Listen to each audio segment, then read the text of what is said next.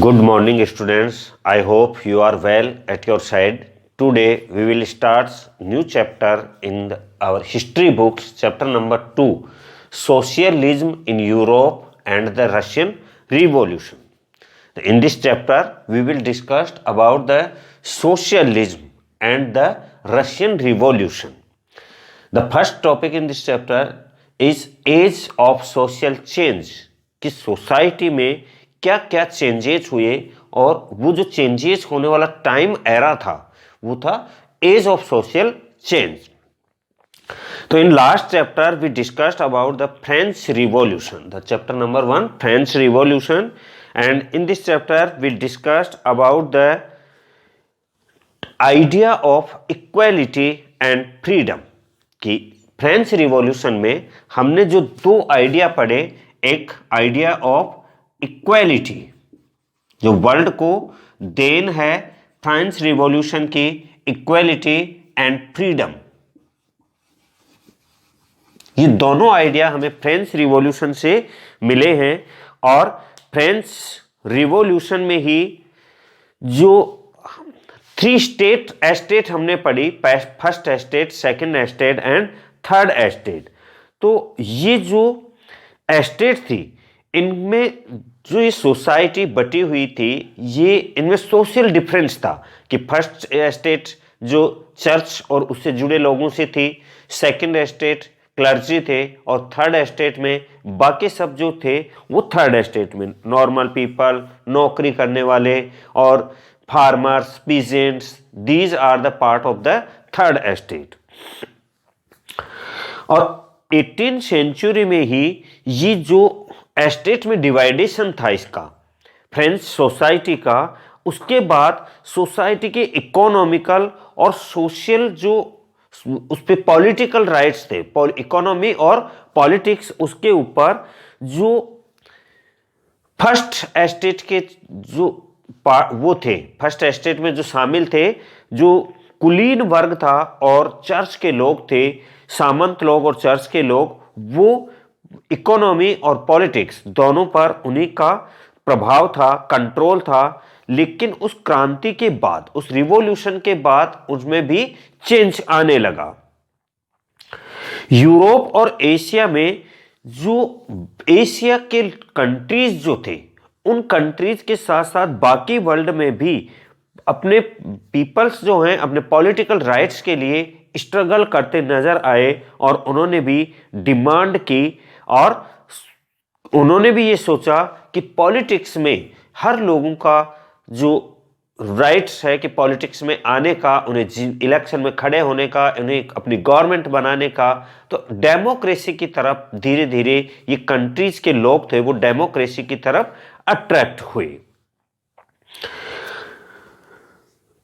India में भी राजा राम मोहन राय और डेरोजियो ने जो फ्रेंच रिवॉल्यूशन थी उस रिवॉल्यूशन का यहाँ इंपॉर्टेंस थी, लोगों को बताई.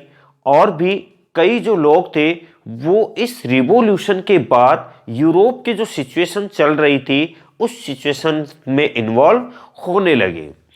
आगे चलकर जो कॉलोनियल में इंसिडेंट्स हुए, उन इंसिडेंट्स में इन सब रिवॉल्यूशन ने एक इंपॉर्टेंट रोल प्ले किया. तो वर्ल्ड में जो ये फेमस 3 रिवॉल्यूशन हुई, एक फ्रेंच रिवॉल्यूशन, एक रशियन रिवॉल्यूशन और एक अमेरिकन रिवॉल्यूशन, इन तीनों रिवॉल्यूशन का जो वर्ल्ड लेवल पर असर हुआ और वर्ल्ड के जो कंट्रीज हैं धीरे धीरे अपने डेमोक्रेटिक गवर्नमेंट की तरफ अट्रैक्ट होने लगे, डेमोक्रेटिक फॉर्म ऑफ गवर्नमेंट जो थे वो अपनाने लगे.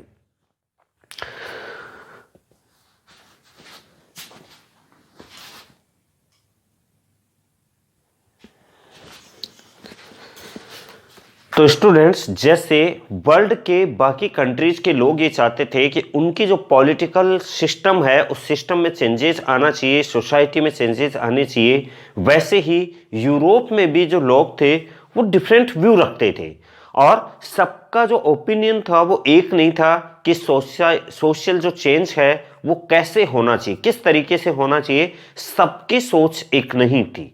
यह 3 तरह के लोग थे, liberals, radical and conservative. Liberal जो लोग थे लिबरल ऐसे चाहते थे कि जो चल रहा है उसमें,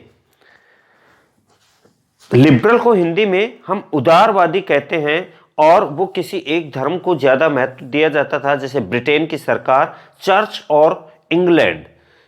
ऑफ इंग्लैंड का समर्थन करती थी, और ऑस्ट्रिया और स्पेन कैथोलिक चर्च के समर्थक थे। तो ये जो लिबरल पीपल्स थे, ये वंश आधारित, मतलब हेरिटेरी जो पोजीशन थी, उस पोजीशन के अकॉर्डिंग कि राजा का बेटा जो होगा वो ही राजा बनेगा, अर्थात रूलर का जो वंशज है वो ही रूलर बनेगा। तो ऐसे लोगों की अनियंत्रित संतरा, इनके जो अनकंट्रोल्ड पावर थे, इनकी पावर पर जो लिमिटेशंस नहीं थे, जो कंट्रोल्स नहीं थे, उसके ये विरोध में थे।